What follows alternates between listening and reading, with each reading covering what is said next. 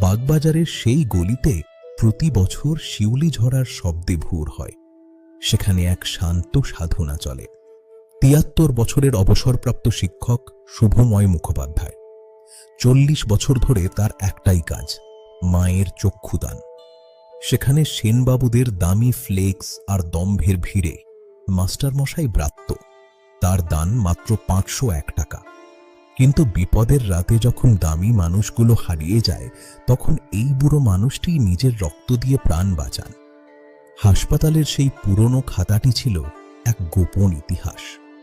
১৯ বছর ধরে কত মেয়ের শিক্ষার স্বপ্ন বুনেছেন তিনি। পুজোর সেই অভাবী ৯৫,০০০ টাকাও তিনি দিয়েছেন গোপনে, নিজের সবটুকু উজাড় করে দিয়ে। অনির্বাণ, আজ মায়ের সাথে প্রবঞ্চনা করো না। যা পারো সততার সাথে দাও। মা সব দেখেন। ভক্তি মুক্তি। মনে রাখবেন, যে সব থেকে জোরে ঢাক বাজায় সেই সবসময় তাল রাখে না।